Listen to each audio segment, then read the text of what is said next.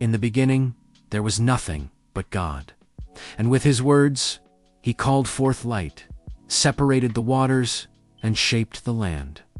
He filled the world with life, from the smallest seed to the mightiest beast. And as his final masterpiece, he created humanity. Adam and Eve, formed in his own image, were placed in a perfect garden called Eden. They walked with God in the cool of the day, living in perfect harmony. But this paradise was not to last. Temptation, disguised as a serpent, led them to disobey God's single command. They ate from the tree of the knowledge of good and evil, and in that moment, innocence was lost.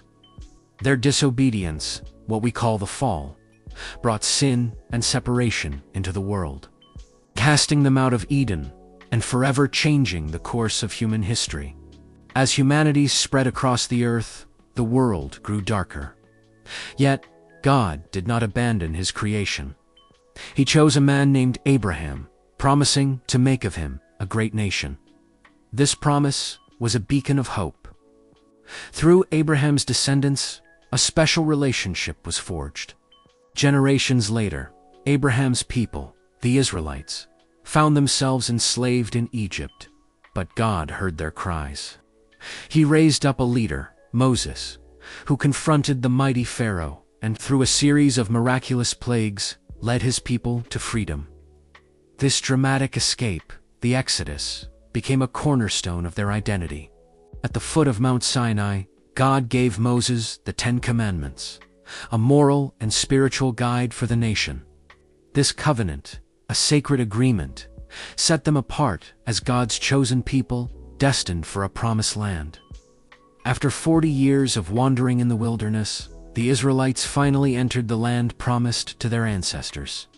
This was a time of judges and kings. Among them, a young shepherd boy named David rose to become Israel's greatest king. He united the tribes, established Jerusalem as the capital, and was known as a man after God's own heart. He wrote many of the Psalms, songs of praise, lament, and trust in God that still resonate with us today.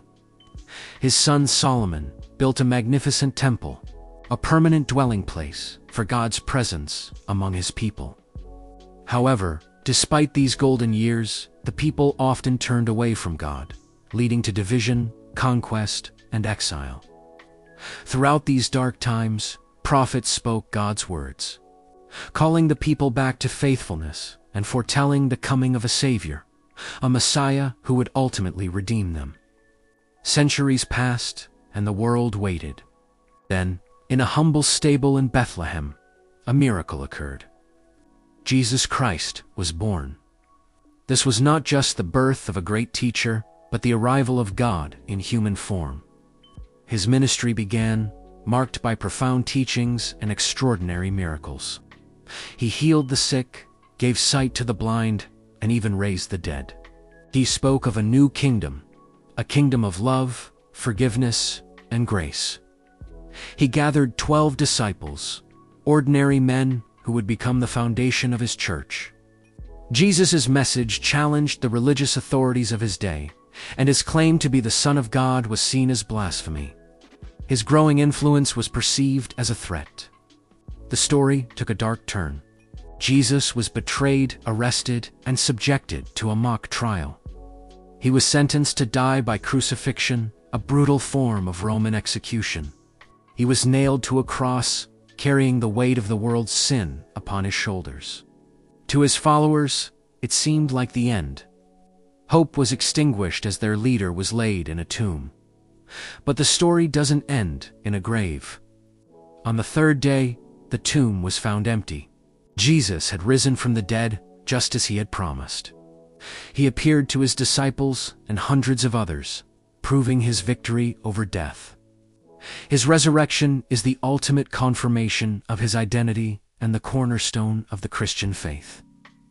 It's the promise that death is not the final word. Before ascending to heaven, Jesus gave his followers a final instruction. Go into all the world and share this good news. It's empowered by the Holy Spirit at Pentecost. these once fearful disciples were transformed into bold witnesses. Peter preached with power, and thousands came to believe. A man named Saul, a fierce persecutor of the early Christians, had a dramatic encounter with the risen Christ on the road to Damascus. His life was completely changed, and he became the Apostle Paul. Paul traveled tirelessly across the Roman Empire, planting churches, writing letters, and articulating the theology of this new faith. He explained that salvation is not earned by works, but is a free gift received through faith in Jesus Christ. Through the work of Paul and the other apostles, the message of Christianity spread like wildfire, crossing cultural and geographical boundaries. From a small group of followers in Jerusalem, the Christian faith grew into a global movement. It faced intense persecution, yet it thrived. The Bible's narrative doesn't just end with the early church. It looks forward to the future. The final book, Revelation, uses vivid, symbolic language to describe the ultimate triumph of God. It speaks of a new heaven and a new earth, a place where there will be no more sorrow, no more pain, and no more death. It is the ultimate fulfillment of the promise that began in the Garden of Eden, the full restoration of humanity as relationship with God. This grand story, from Genesis to Revelation, is a story of creation, fall, redemption, and restoration. It's a story of God's relentless love for humanity, a love that culminated in the person of Jesus Christ. So what does all of this mean for you? From the very beginning creation, the fall, the rise and failure of humanity, to Israel, the law, the prophets, all the way to Jesus and the cross, the Bible has been telling one unified story. A story about a broken world and a God who refuses to give up on it.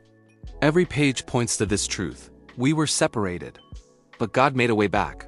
Not through human effort, not through perfection, but through grace. Jesus didn't just appear randomly in history. He is the center of the entire story. The promises in the beginning, the sacrifices in the law, the words of the prophets, all of them were pointing forward to him. And then in the New Testament, we see it fulfilled. The cross wasn't the end, it was the turning point. Because 3 days later, everything changed.